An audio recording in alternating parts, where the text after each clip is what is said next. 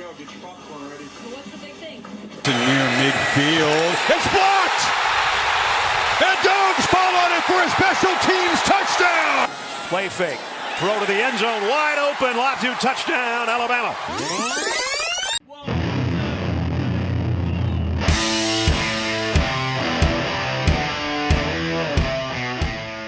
You are listening to The Review on the OSG Sports Podcasting Network.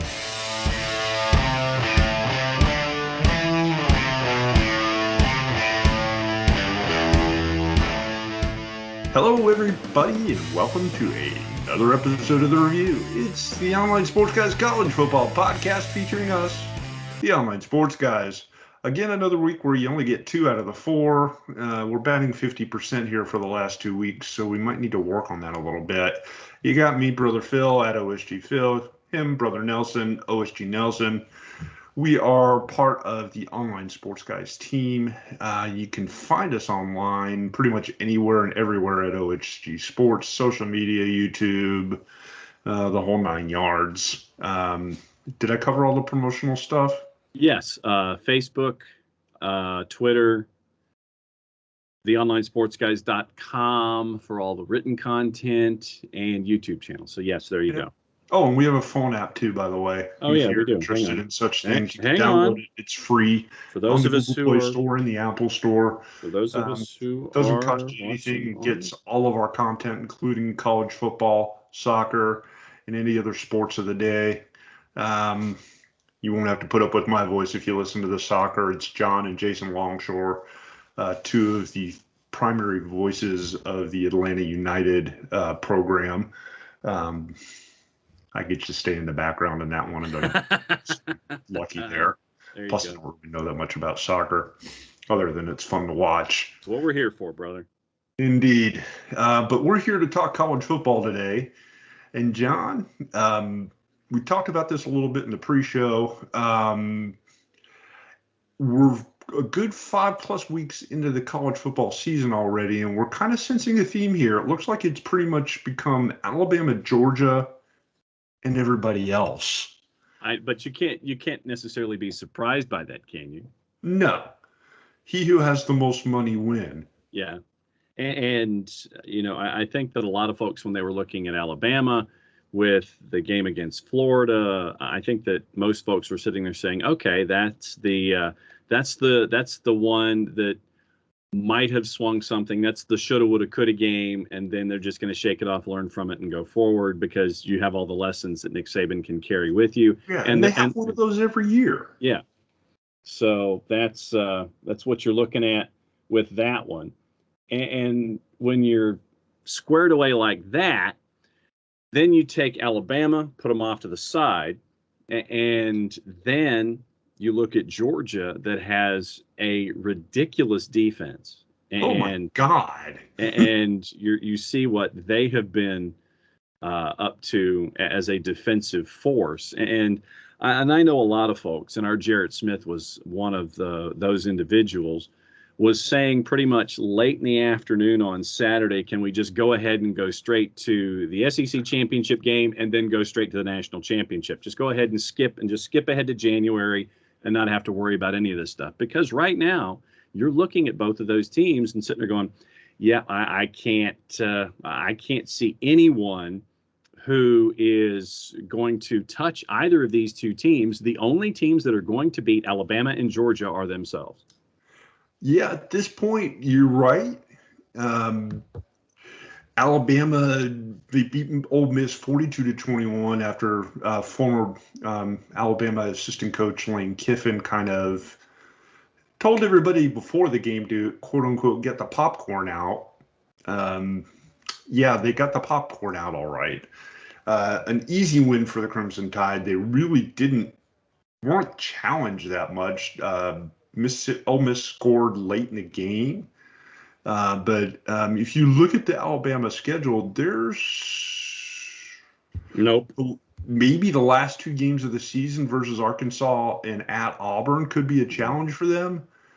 But Texas A&M is not what anybody thought that they were. No. And there's LSU is a whole separate issue. True. But there's really nothing there. And we saw what Arkansas did against Georgia, which really wasn't much. Auburn has been Dr. Jekyll and Mr. Hyde, and most of the time it's the worst of the two. Well, yeah. I mean, we'll get into that one in just a sec, but yeah. You look back at what Alabama did this week, and they just systematically wore down Ole Miss. Brian Robinson had a humongous game, 36 carries, $171, and 4 touchdowns. There was absolutely nothing that Ole Miss's defense could do to stop Alabama when they had the ball. No. And, when you look at systematic destructions, frankly, this is what I think that this particular game is. And I think that we're going to continue to see that all the way through when it comes to Alabama and this particular season. And so,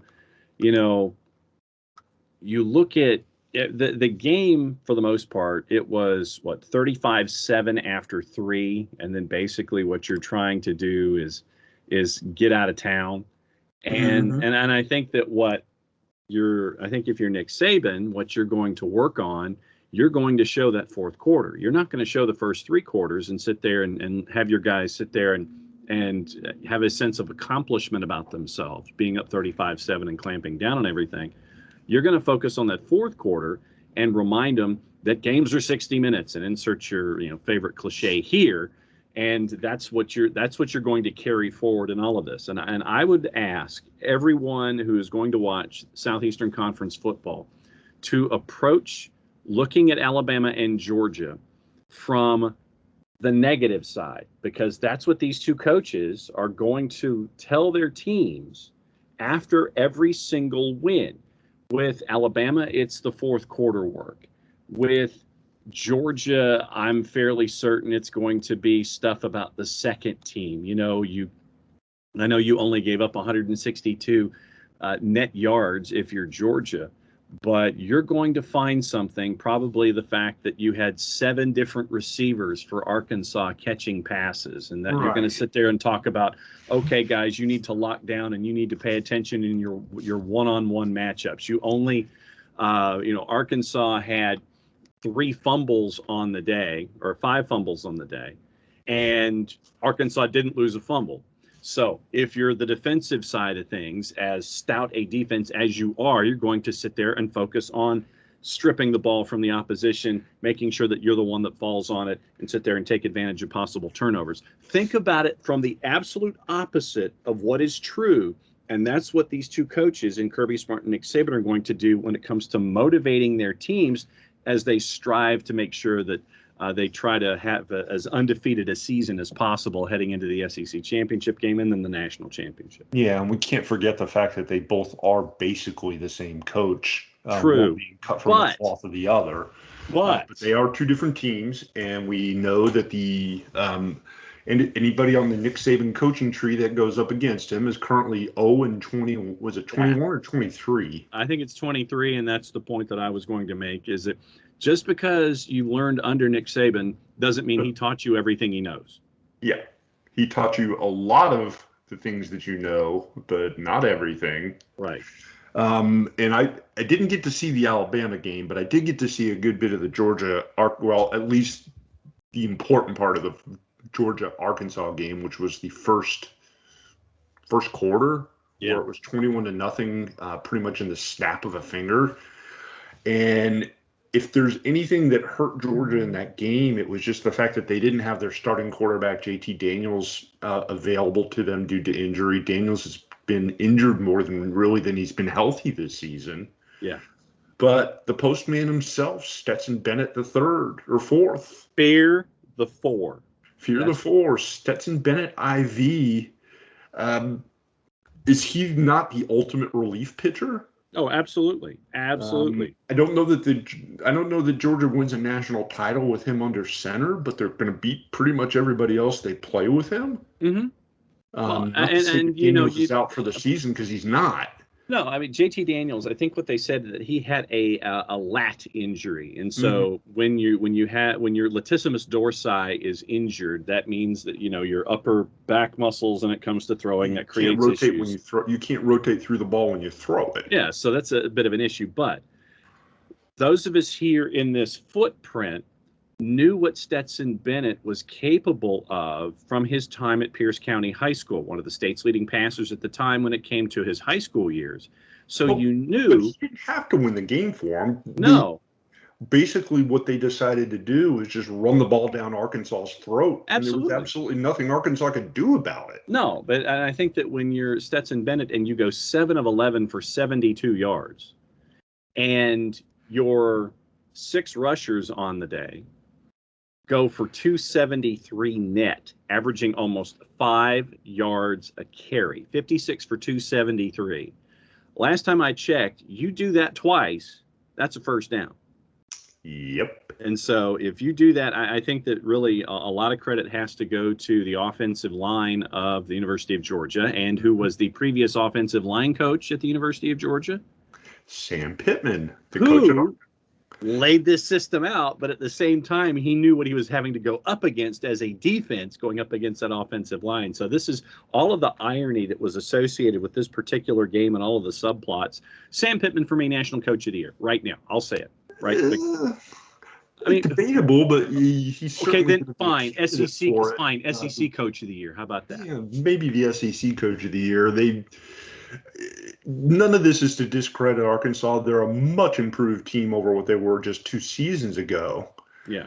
And unfortunately for them, the win over Texas A&M last week is looking less and less like some sort of shocker. It didn't shock me. I actually predicted that Arkansas would beat Texas A&M because I knew Texas A&M was incredibly overrated, and Arkansas proved that. But they're taking care of business, and you may be looking at, in terms of the Arkansas Razorbacks, as the second best team in the SEC West. Yeah, I mean, because if we itemize the SEC West here, I think that we've discussed Alabama. We've discussed Arkansas. And so now that you look at the rest of the SEC West and you break it down, I think we can sit there and say that Ole Miss can be had, but I think that the idea, if you're Ole Miss, is to try to outscore people. Yeah. Because of your offense, and when you have a quarterback in Matt Corral, that's what you're going to try to do. Right, and it's also Lane Kiffin's MO. Right, and then you have Texas A&M, who is 0-2 in conference, 3-2 overall. I still think that as you're looking at Texas A&M, all you had to do, honestly, was look at the Colorado game. And when you injure your starting quarterback and have to try to figure out a way to win on the road, in technically a neutral site, but in Colorado, you got found out that you're top heavy. And so if you get into the depth issues at Texas A&M, yeah, and I'm not so sure that we wouldn't be having this conversation even if their starting quarterback didn't get hurt. I just think that they were hyped up based off of last year's finish. No question. And are they a terrible football team? No. But they're not a top 10 football team. No. They were not a top 10 football team at the beginning of the season, and they're certainly not now because they're not even in the top 25. No. And going back to Georgia for a second, really at this point, when you look at Georgia's schedule from here out, the only 2 games that even bring up even the smallest of questions are games against Kentucky and Florida. Yeah. Who, by the way, played last week, who played this past That's true. weekend. You were right. It was last week. Let's just say that Kentucky got their first win against the Gators in Lexington in, what was it, like 20-something years? Yeah. So, and what you saw was, and Mark Stoops has maintained this, is that if you are patient with him and his build, he can be a top 4 team in the SEC. Mm-hmm. And what you're seeing is a stout defensive effort and frustrating Emory Jones and making sure that Florida wasn't able to do that high-powered stuff that they're used to seeing. What you did is you contained Emory Jones, you kept him in the pocket, you forced him to make decisions, and you forced the University of Florida to try to beat you with the pass. If you can get pressure, contain Emory Jones, and defend well on the edges, then you have an opportunity. And Lexington traditionally has been a place where SEC teams have gone and seasons have gone down the drain, and this is another example of that. If you look at the game statistically, though, Florida really dominated almost every category. They had the ball 36 minutes to 26 or 23 plus for Kentucky. The difference in the game really was a blocked field goal that Trevin Wallace brought back 76 yards for a touchdown late in the third quarter. Mm-hmm. And it's taking advantage of those moments, and yeah. Kentucky did that. It became a slog fest. There weren't a whole lot of turnovers, but nobody could really do anything with the other team. No. And Kentucky just did enough to get the win. That to me is the identity and really what a Mark Stoops coached football team is, and what Kentucky has to do in order to compete in the SEC is just kind of get it into a slog, slow it down, and see what happens. Yep. Because you look at Alabama, you look at Florida, you look at Georgia, you look at most of the teams that have had some success in the SEC this season, and they all play wide open, full throttle football for the most part. Yeah. Kentucky slowed it down against Florida, and it worked. Yeah, and that's what, and when you have someone who, for whatever reason or whatever systematically, will throw that changeup at you. Before Mark Stoops had a quarterback, and I mean that in the sense of a drop back passer who could throw the ball through, and he got it through portaling. His previous quarterback was a running back in Len Bowden. And what you could do with Bowden was sit there and go, okay, he's a running back. We're going to do this, and you're going to have to try to stop it. It was different, and it was something that folks had to prepare for independently of everything else. With Kentucky, the way that they're structured now, you have to prepare for them independently from everyone else, and it's different than how you're having to do this rock and roll football that you're seeing in the rest of the Southeastern Conference. If it's about possession, if it's about making sure that you eat up clock, it's not something that teams for 60 minutes sometimes have the patience to have defensively. You'll lose focus. You'll lose that matchup. It'll get that one moment where you'll sit there and you'll end up on your heels and there'll be a missed assignment. It literally is assignment football for a full 60 minutes offensively and defensively, and you'll get a moment like Kentucky coming up and biting Florida.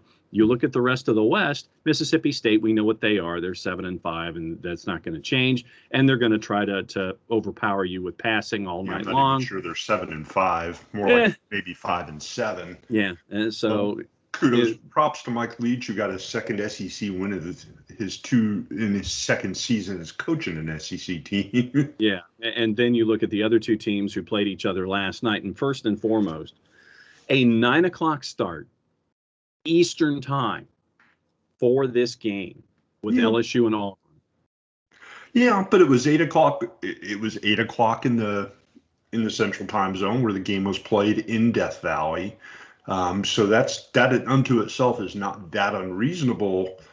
Ended up being quite the game. 3 hours and 45 minutes. The game ended at 12:45 Eastern time, and the game in and of itself, LSU was determined to be very one-dimensional. They abandoned the run completely and forced Max Johnson to try to win a game with his arm. And when you know what the opposition's going to do, you just have to make sure that, once again, you get enough pressure. And with the defense that Auburn has, with guys like Zacoby McClain at linebacker, Smoke Monday in the secondary, you can sit there and get pressure up front. You force Max Johnson into throwing the ball 46 times for 325 yards, but he only got one touchdown out of the deal, and he also threw a pick. Rushing numbers, here's your rushing numbers for LSU on the day as to how one-sided it was and how LSU completely abandoned the run and tried to throw the ball all night. 26 carries on the day, 11 net rushing yards for LSU. Corey Kiner, 5 carries for 22. Tyrion Davis-Price had 5 for 18. You had 3 other folks with running stats as well. But 325 to 11. That was what you're looking at. And Max Johnson, I think, as a freshman thrown into the fire at LSU offensively in his sophomore year now, he's still learning. And I think that if you can put pressure on a young quarterback, Max Johnson locks into his targets a lot. He doesn't look at other receivers. He knows where his number one receiver is, and he wants to focus on that. And so, once again, that's something that he's going to have to learn over the next, say, year and a half if he's going to try to apply his trade in the National Football League. But there are ways to get to LSU. Auburn got there defensively. Auburn offensively still has you scratching your head because Bo Nix is now trying to act like Fran Tarkenton behind the line of scrimmage and just running around all over the place. Yeah, I was going to mention that. Props to Bo Nix for a heck of a performance. I mean, he threw for 255 and a touchdown, and he also ran for 74 yards and a touchdown. He led the team in running as well. He ran for his life for 74 yards too. Yeah, you do what you got to. You do what you got to do. A good comeback win for Auburn. It lifts them to 4-1 in the conference. I'm sensing there may be some problems ahead in Baton Rouge. Oh yeah. Well, I thought there were problems going into the season in Baton Rouge, frankly. Yeah, I mean, with LSU being 3-2 and coming off of a rough season last year, the natives are probably going to get pretty restless down there because they expect to win 10 games almost every season. Yeah. And I'm not so sure Coach O's got that kind of a team that can do that this year. No. And I think that with the schedule, I mean, with everything that happened in the offseason, I think, and especially the early season loss to UCLA, which kind of elevated the skillet a little bit for Coach O. You're at Kentucky this weekend. Then you play Florida. You're at Ole Miss. Then you have a week off. You're in Tuscaloosa. You play Arkansas. And then you have homecoming against Louisiana Monroe before Thanksgiving. And then you finish up against Texas A&M. So you tell me, if you're coming into that at 3-2, what are you looking at if you're an LSU fan? Possibly 6-6. And Yeah. I don't think that's going to make for an interesting November and December down in the heart of Cajun country. Mm-hmm. As for Auburn, we'll talk about this when we look ahead at next week, but they got a matchup with Georgia, which is going to be something to see because Auburn-Georgia games are always something to see. Couple other games that jumped off the page this week. Big win for the Stanford Cardinals. Yeah. The Cardinal taking care of business, knocking off the, I guess, slightly overrated Oregon Ducks in one heck of a game. Yeah, in overtime, yeah. In overtime, 31-24 win for Stanford. Tanner McKee had a nice day for the Cardinal, 20 for 36, 230, and 3 touchdowns. We're talking about Oregon being the Pac beast of the Pac-12, and they can't even beat a Stanford team that's improving, but not necessarily a world beater. No. We may have just seen the Pac-12's chance at a college football playoff berth go away yet again. Yeah, and the week after the ACC's berth went away, you were down 17-7. And I mean, Oregon was down 17-7. Obviously, Mario Cristobal after the game was very high on his team for coming back from being down 17-7. But if you ask him, they didn't play with enough discipline, and they didn't coach with enough discipline. So obviously, that's what they're going to be working on going forward. And so it costs them the game. You had, mentioned how they responded. Minute 44 to go. Oregon leads 24-17. Stanford goes 96 yards after only having 9 total yards of offense in the second half. 96 yards in 10 plays to tie the score. And if you're Mario Cristobal, you can't have that. If you're a team that's supposed to be in the CFP, you can't have that. You go to overtime. You can't give up a touchdown at the buzzer. No, and so that happens. You go to overtime, you lose, and I think that's it for the Pac-12 as a part of the discussion as well. Yeah, and right now, since we're talking about teams at the top tier, there's not really anybody else in the Pac-12 worth getting into at the moment. The game that I was impressed most about, and I had a feeling it was going to happen, Cincinnati took Notre Dame to the woodshed Oof, yeah. in South Bend, 24-13. Just a fantastic performance by the Cincinnati defense and proof positive that a group of five team, when they're coached well and have some good football players, can compete at that elite level. Yeah, and I think that once again, I think that if you look at Notre Dame, all you have to do, honestly, is look at the game against Toledo, and you get your first glimpse as to what Notre Dame is. And once again, with Notre Dame, you're looking at a portaled quarterback who is still trying to get adjusted to a system. Notre Dame may be better by the time they get to the end of their season, but Luke Fickell has shown himself to be a coach that can take a program from one position and lean it into another position and a place of note. And so it looks like right now, if everything continues to go the way that Cincinnati is aiming, they could be that fourth team that is a part of the discussion in the CFP. Yeah, and I think they will be. They've earned that opportunity. They had a strong finish to the 2020 season. They nearly beat Georgia in their bowl game. It's a well-rounded team with a good quarterback, Desmond Ridder. 19 for 32, 297, and a pair of touchdowns. He's active. He moves around the pocket. He's capable and willing to run the ball if needed. And they've got enough athletes and enough depth on that Cincinnati Bearcat roster to compete at this point with just about anybody in college football. I like what I see. I think Notre Dame was a little bit overrated going into the game. Like into you the said, season. They're not the worst team in college football, but they were certainly not the number 9 team in the country. This proves that out. Yep. Drew Pine jumped in for Jack Cohn, who I still would maintain he wasn't that good of a quarterback at Wisconsin. He's not any better at Notre Dame. But that gets into a larger point about portaling in general. Mm-hmm. And I think what we're seeing is, and we see it we saw it at Baylor this past week as well, when you have a quarterback who feels that their worth is higher than it actually is, and then you sit there and you say, okay, I'm going to portal because I've been benched, or I'm going to portal because I'm not getting playing time, you end up with quarterbacks who get exposed after they portal in their new destinations. And I think that that is something that we need to keep an eye on, both as folks who cover college football and for fans who are watching college football. Understand the context of a particular student athlete that might be coming to your favorite school, and do a little research and go back a little bit and figure out maybe that there might be some reasons as to why they're portaling, and they'll get found out at their next destination.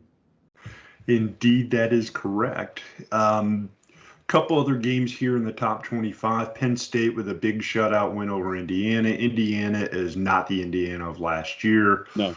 3 touchdown passes for Sean Clifford. Penn State is going to make their mark on defense.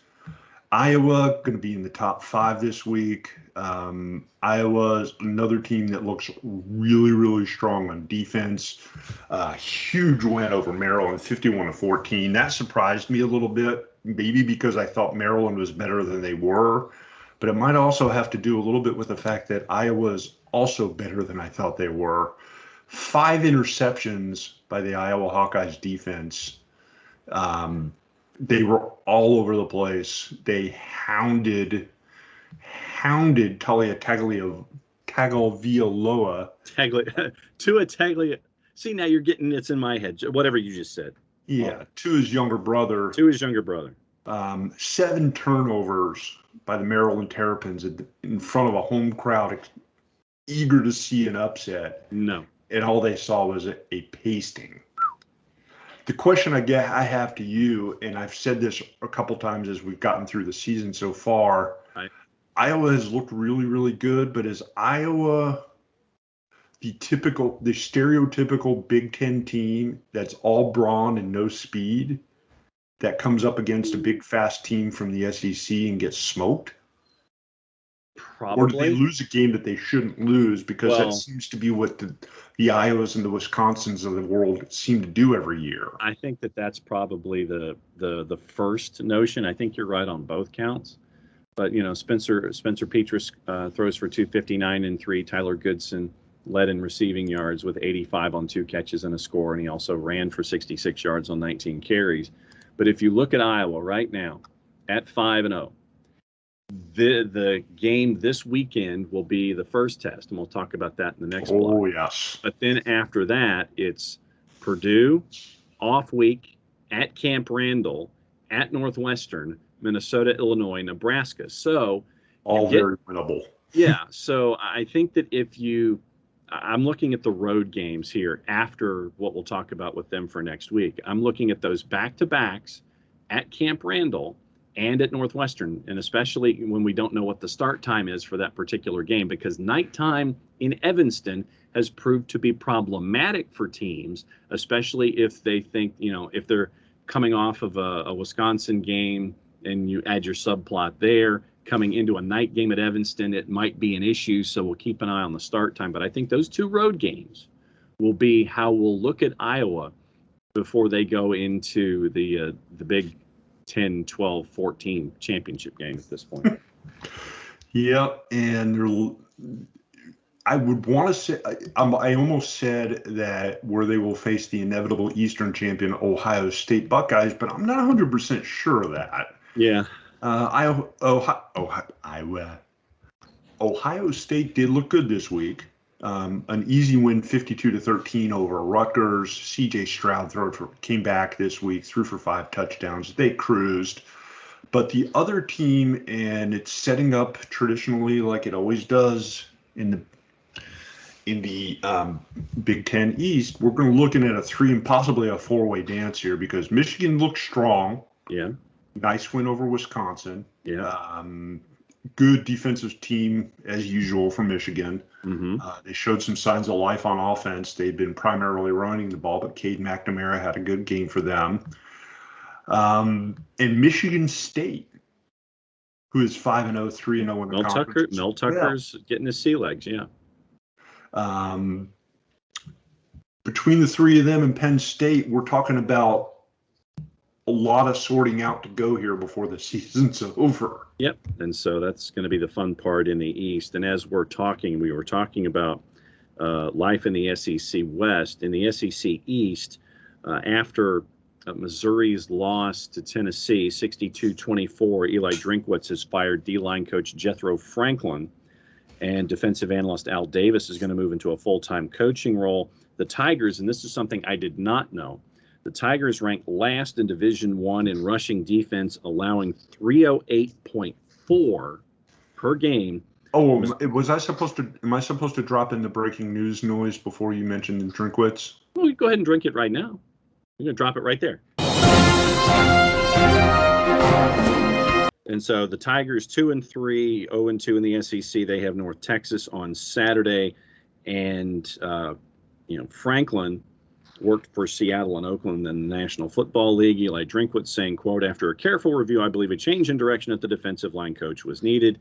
And then you had the subsequent other sentence wishing him well in future endeavors. But yeah, so we're starting to get positional turnover in the SEC. Then when you give up 308.4, you can kind of understand why. Yeah, I think part of that gets to a bigger problem, and I think Mr. Drinkwitz might be looking over his shoulder at the end of the year as well. Mm-hmm. Because if assistants are starting to go down and taking the fall for some bad performances, the head coach is eventually going to too, unless something drastically like that happens. Hang on a second.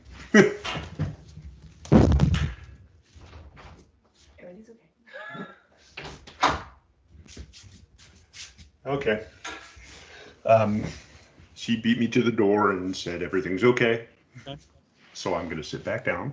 All right. So other results that you were looking at in the top 25, Oklahoma gets scared by Kansas State in Manhattan, which is traditional. Oklahoma's been getting scared every week. Yeah, they're 5-0, and I don't think. Let's do this, John. Let's talk about that in the second half of the show because let's talk about the second half of the show. There we go. Go to break. I just kind of force-fed us into the break. So when we come back in the second half of the show, we're going to talk about the Big 12. We're going to talk about the AAC and other games, and we're going to look ahead at next week. All that more when we return for the second half of the review. You are listening to the review on the OSG Sports Podcasting Network.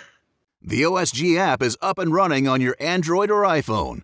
Install the OSG app and listen to our podcast from college football, soccer, and lacrosse. What are you waiting for? Download the OSG app today. We know that every driver is different, and a one-size policy does not fit all. That's why Country Financial offers a variety of discounts, so you get the coverage you need and the savings you deserve. From good driver to good student, multi-policy to multi-car, we've got a discount to suit every driver. Call Jason Wright at 678-568-6871 today to see what you could save. On Facebook at Jason Wright Agency or by phone at 678-568-6871. Discounts vary by state. Policies issued by Country Mutual Insurance Company, Country Preferred Insurance Company, or Country Casualty Insurance Company, Bloomington, Illinois. If you've been hurt in a car wreck, contact my friend Steve Apolinski of Apolinski & Associates. He's been representing individuals for over 30 years throughout Georgia and Alabama. Email him at steve@aa-legal.com or call him 24/7 at 404-377-9191. The initial consultation is free. Oklahoma comes to Manhattan, Kansas. They put 37 points up on the board.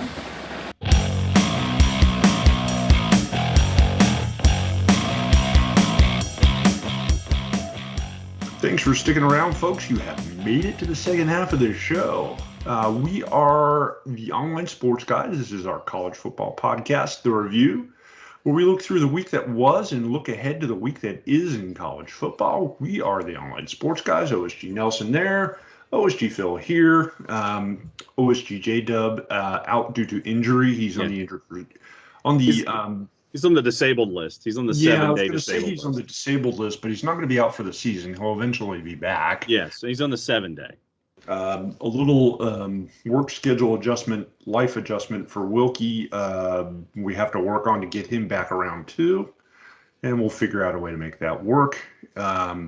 Anyway, we talk about college football at the end of every weekend. We look back at things that happened and look forward to things that are coming.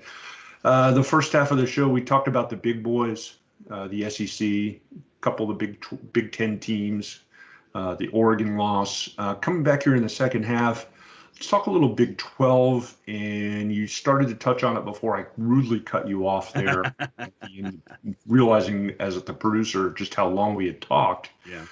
Oklahoma with another win. They squeaked it out. A tough game at against Kansas State in Manhattan. Oklahoma gets the win 37-31. They're 5-0. But some disturbing things going on in that the Oklahoma fans continue to be merciless against Oklahoma quarterback Spencer Rattler for their rough start. And I don't know what they're complaining about, because the team's winning. And at the end of the day, it doesn't really matter what the other team does as long as you win. Am I correct? Yeah, but that's logic, and that's the problem here. And we all know, and this is it's a discussion that we've had in the past, that fan is short for fanatic. But just because you have season tickets or you go through the secondary market and you sit in a seat, it does not give you the right to sit there and say things and do things that are unbecoming of actual fans and people who have some semblance of order. So just look what Rattler did. He was 22 for 25, 243, and a couple of touchdowns. The biggest problem, and Wilkie and I talked about this quite a bit last week in the show when they struggled again last week. Mm-hmm. His numbers have been just fine. He's not getting the 400 and 500 yard passing days. But you have to have good receivers who can get open and make plays in order to do that. And it doesn't appear that he has that.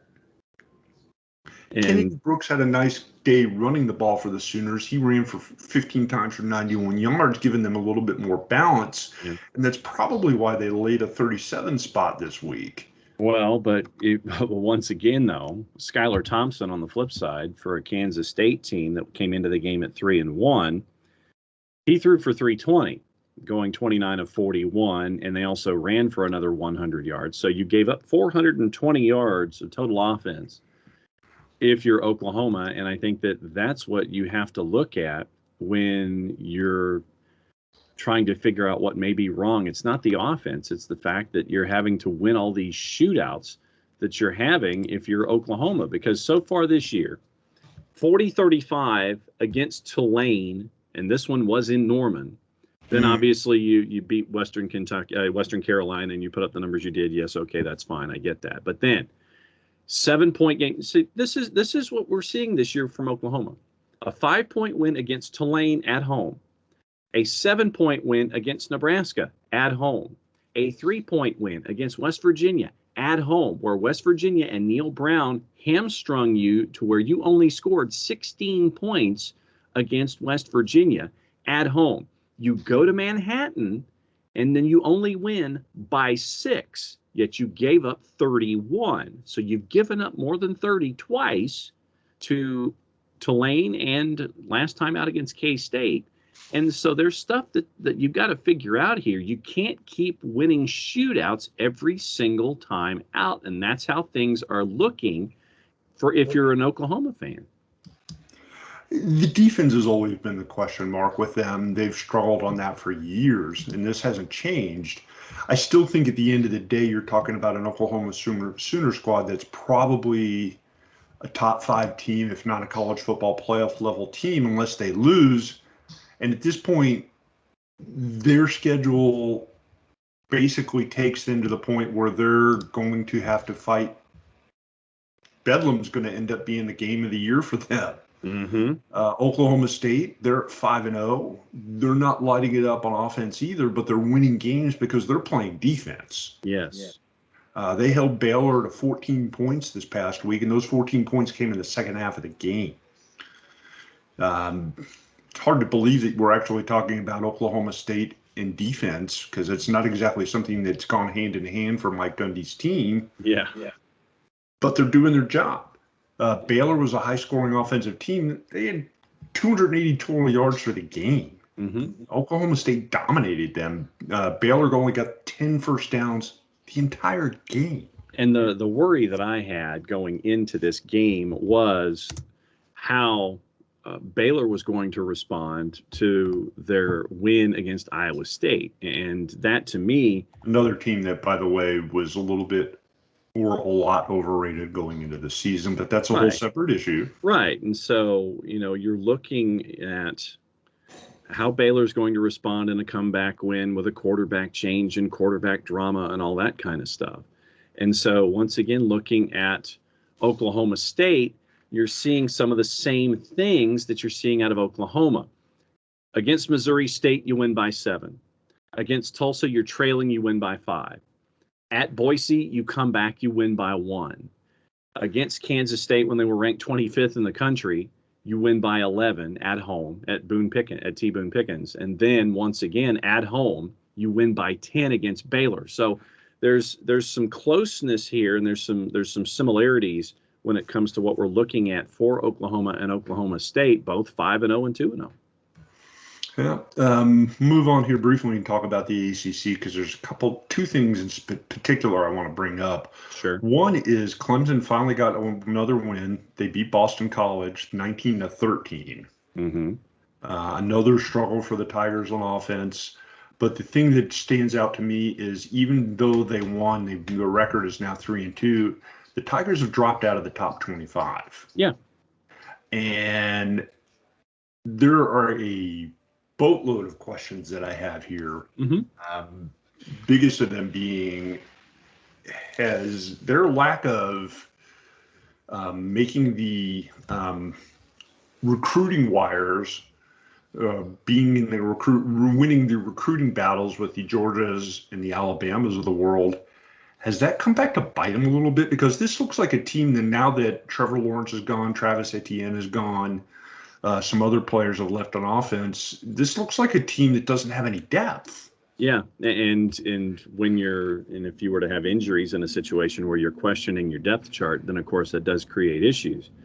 And I think that when you have, a quarterback in DJU that has had so much promise attached to him, and we've seen, last season, and we've seen that promise there. But I'm wondering what the difference is in last season and DJU and the offense and this season. Is it the graduation? Is it everybody up in front of him with the offensive line not keeping him upright? Is it not having Travis Etienne? Is it Choice D, all the above? And right now you're looking at a team that's 3-2 and is currently third in the Atlantic right now, behind two teams that came into the weekend, Wake Forest and NC State, 19th and 23rd. So Clemson's looking up at Wake and NC State, and that's why I maintain that the ACC is out of the CFP. Even if, as much as I like Wake Forest, the story behind them, a team that returned almost every single starter this year, an experienced college football team. Sam Hartman's been a very good quarterback for them, and they may run the table and go undefeated the way that they're playing right now. But Wake Forest going undefeated is not going to be enough to get into the college football playoff because, unfortunately, it's a little bit of a popularity and a name and a branding contest, and they don't meet any of that criteria. No, it's a great story. When if Wake and NC State, can elbow their way into the ACC championship game and going up against maybe a Pitt or a Virginia Tech, because initially when you'd looked into the ACC as we had before the season started, you were thinking it was going to be Clemson and North Carolina perhaps that were going to be in the ACC championship game. And it looks Both like teams have been huge disappointments, by and the it way. looks like it's going to be choice C, none of the above.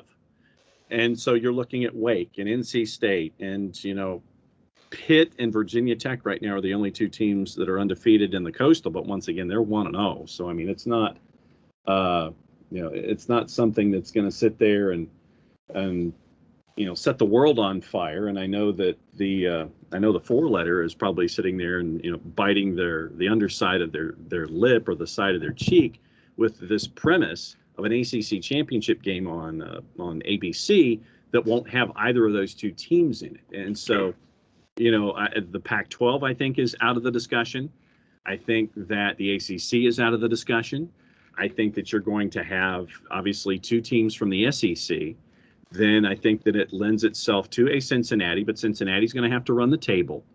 And then you're looking at probably the Big 10, 12, 14 winner. Is it Iowa? Right now, Iowa being the top-ranked team in that bunch. Is it Ohio State? Is it something in the East there? Because one of those four teams between Michigan, Michigan State, Penn State, and Ohio State is going to come out the other side there with one loss at the most. Right, and so that's what I'm looking at. And like we have maintained, and we've maintained pretty much from the beginning of the season, we were looking at Georgia and Alabama in the SEC championship game, and then Georgia and Alabama again in the national championship game, barring something that we have not seen or foreseen when it comes to the rest of college football in the landscape this year. Yeah, a couple quick games I want to mention before we move on to a look ahead at next week. Big shout out to the Hawaii Rainbows, who even their record at 3-3 and get their first win over a ranked team in forever and a day by beating Fresno State 27-24. Nice win for Hawaii. Always like to see them do well. It's a team that struggles. They're, if for no other reason, just because of their location. They don't get the love that they sometimes deserve. But they've come back. This was a program on the ropes just a couple of seasons ago, and they're seemingly getting better and better and better. Fresno dominated them in a lot of ways, but Hawaii managed to come out with a win after an interception at the 2-yard line late in the game. Fresno now 4-2 and Hawaii at 3-3. Obviously, You're probably going to be seeing a lot of Mountain West teams knocking each other around and canceling each other out when it comes to bowl bids. Don't be surprised if Hawaii finishes at 6-6 or better, that they will end up being invited to the bowl game on the island that we all get to watch in and around Christmas. So it'll be a good reward for Hawaii for their turnaround season if they can be 6-6 or 7-5 by the end of it all.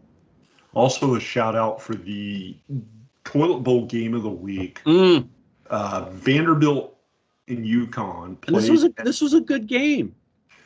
A game won by Vanderbilt at the buzzer, 30-28. Second win for Clark Lee as coach at Vanderbilt. A team perpetually under a rebuilding project, but they're showing some signs of life even against a crappy team like Utah or UConn. Yeah, and I can call UConn a crappy team because they're 0-6 and arguably, if not the worst team, one of the worst teams in college football, which, by the way, you can see in our weekly column that comes out every Wednesday, the Dirty Dozen and Bottom of the Barrel, where we rank the top 12 and bottom 5 teams in college football. Look for it at theonlinesportsguys.com and on our Facebook and Twitter pages. We'll post the link as soon as that is posted. And take a look at the predictions, because I think the guy who writes the column is pretty darn good when it comes to picking winners. He's good at picking absolute winners. And honestly, you look at Vanderbilt right now; they're 2-3.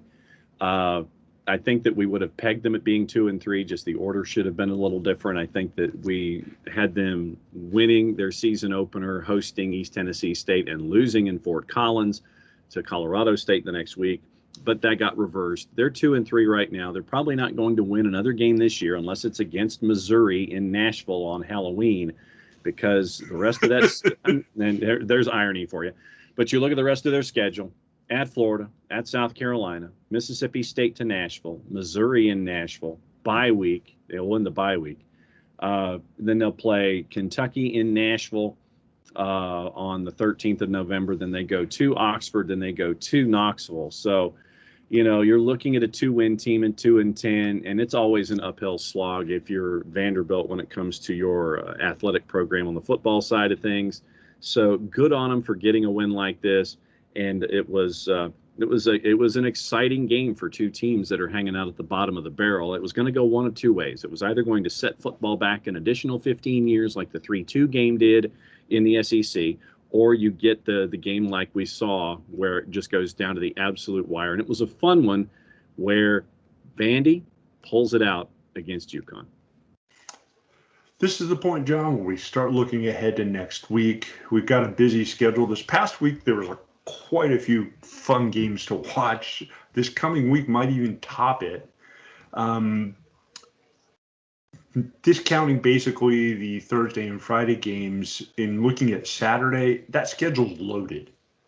Oklahoma and Texas, the Red River rivalry. Red River rivalry. Ooh, I can never get these damn tongue twisters out. Just take your time with them. It's an intriguing matchup, and when we talked about Oklahoma earlier in the show, one of the things that we both kind of hit on was the defensive struggles that the Sooners seem to have. This might be the week that they need to get that defense together, because if they don't, Sark's got his Texas Longhorns maybe not dominating on both sides of the ball, but boy, they can score some points, and score some points quick. Yeah, and so this is a noon kick, and that may add into it as well in the Cotton Bowl. So if I'm not going to look at juice boxes quite yet, but my gut tells me that when you see the total, go over when it comes to 6 versus 21. Go up and over. Another highlight game, we mentioned it at the beginning of the show. Georgia goes to Jordan-Hare Stadium to face Auburn. Yeah. Auburn coming off of a really emotional win and an up-and-down team. If they're going to be back down again, this is not the week to do it, because Georgia has looked really impressive. But we're about to find out what they can do on a road in a place where they struggle at times. Yeah, and it's the 3:30 kick on CBS. And really what you're seeing in the early returns for this one, legitimately, a lot of folks are not anticipating a whole lot of offense from Auburn, or points on the scoreboard, let's put it that way. But the stipulation is that if Bo Nix is at quarterback and you're not having the quarterback controversy or hot hand or whatever you want to call it in between Bo Nix and TJ Finley, that Auburn will be the team to score against the Georgia defense, but it will come in such an unauthorized, uncharacteristic manner, like double deflection, double doink, double fumble, coming back the other way, Bo Nix scrambling for his life, one of those kinds of things. Auburn, it's going to be a long day. Right now, Georgia is a minus 667 favorite going into this game. Not a surprise. Auburn to win is a plus 450. But really, I think that this will be another example as to how stout Georgia's defense is. It will be a long day. If you're an Auburn fan, I think Auburn will find a way to score. Might be special teams, might be a trick play, might be how we've seen Auburn knock off Alabama in the past. They will score. It'll be unorthodox, but it's still probably going to be Georgia in control. And possibly the third marquee matchup in the game that might be the most physical of them all, 4 o'clock kickoff at Kinnick Stadium. Penn State travels to Iowa. Yep. Ranked number 4 versus number 3, if you keep track of such things, considering the way that the rankings have bombed on everybody this season. I'm not really reading too much into that. Okay. But you're talking about two of arguably the best defensive teams in college football.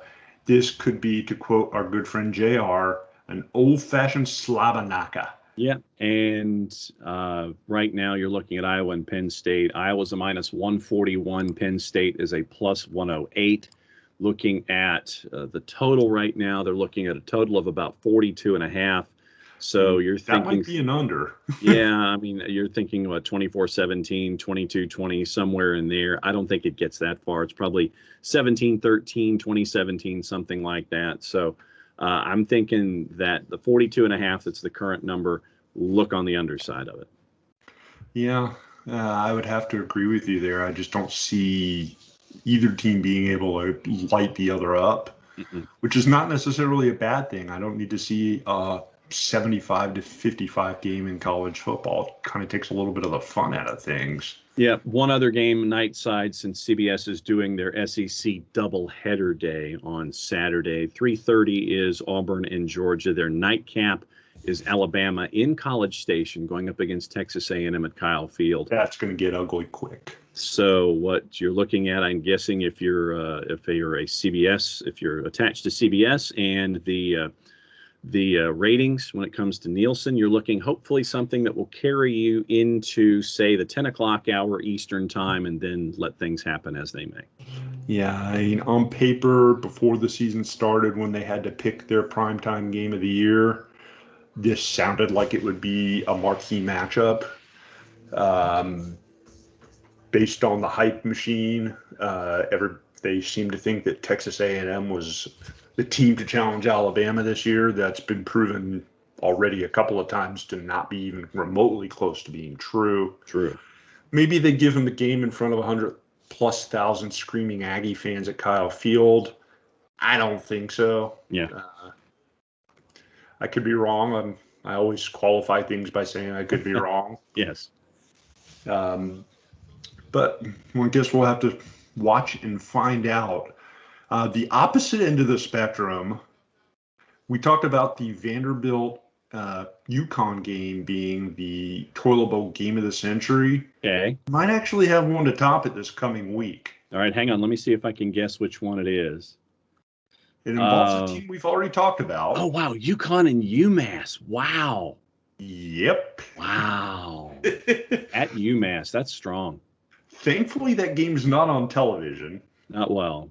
Probably it'll be found somewhere on the Plus, probably by the time that it's over and done with. But yes, you can get into Warren McGurk Alumni Stadium for right now as low as $20 to go see UConn and UMass. You could get into the stadium to see Vandy and UConn for as low as $6, and in some places as low as $1. But then the fees kind of carry up your average ticket price. But yeah. Yeah. Right now it's $20 as Phil and I are talking, but as we get later in the week trying to get into Warren McGurk Alumni Stadium, might be a little less than that. Yeah. Interesting matchup for BYU, an undefeated BYU team this week as well, as they entertain Boise State. Boise State, always a tough team to play. I like BYU. I like their chances of running the table as well, and at least inserting themselves into the conversation as a non-Power 5 squad with a chance at playing in the playoff. Yeah, and we've seen from them what they are capable of early in the season. And right now, at number 10, they got some work to do, and they're going to have to hope that some folks above them get some uncharacteristic losses. They might be a part of the discussion in that top 8, so we'll keep an eye on that right now. But Boise and BYU, once again at Lavelle Edwards and Provo, take the over. That's my early thought. Really, those are the games of interest. I guess I should mention, we talked about it briefly, LSU at Kentucky, a dangerous game for Coach O and his team, team of Tigers. True. Kentucky's coming off the high of beating Florida and celebrating like they won the SEC championship. Which for them it might have been. Can they put 2 big wins together in a row? Well, we're about to find out. That game's going to be on the SEC Network, and it's likely to be packed at Kroger Field in Kentucky. Something that you can't say very often. The Wildcats are ranked in the top 20. Good on them, and that's the big question for me is how do you respond after an emotional win like that? And that's the question for Mark Stoops. And, when you've got LSU, who, isn't hitting on all cylinders. I mean, they probably have, they're probably down a cylinder in an 8-cylinder engine right now. And I think they've been found out offensively when it comes to how they want to do things. When you've got a stout defensive staff that Mark Stoops has, and you look at the game tape about how one-dimensional LSU is offensively, then you work your way around that. Don't anticipate the game getting out of the mid-20s, but this could be another one of those signature wins for Mark Stoops this year. And one last thing to wrap up this week's show. Yes. Because I know it's going to draw a reaction. Of course. Congratulations to John's Florida State Seminoles, winners of their first game this week, beating Syracuse by a field goal. Good for Florida State. Yippee. Ryan Fitzgerald, friend of the network, gets the game-winning field goal. Really good kid, and happy for him to have that moment for Florida State. So at least for now, Mike Norvell does not reach Daryl Mudra status and go 0-8 before getting your win against Miami and then finishing your first season 1-10. Still, I firmly believe that Mike Norvell has no business being the head football coach at Florida State University and should not have been to this point of the season. So they're now 1-4 as a 5.5-point favorite. Syracuse still covered. And with that, we will put a wrap on this week's episode, John. Folks, thanks for sticking around. We've talked for about an hour about the week that was in college football and the week that is ahead.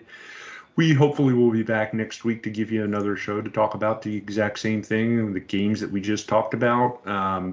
For our brother John, I am brother Phil. We are the online sports guys, or at least 50% of the online sports guys. Stick around. Make sure you tune into our soccer shows during the week. Make sure you download the phone app. Please, please, please. It's free. OSG Sports, Google Play Store, at the Apple Store. It's a nice, pretty little app. It works exceptionally well, and it'll even give you alerts when our shows show up. But then again, if you're listening to this or you're watching this at home, there's a good chance you understand the technology, and I don't need to really explain it to you. Anyway, it's time to go. It's getting late. Hopefully this show will drop sometime during the day on Monday. You can listen at your convenience on your favorite podcasting network or on YouTube. For OSG Nelson, I am OSG Phil. Thanks for tuning in. Have a great week, everybody. We will talk to you again soon. Bye-bye.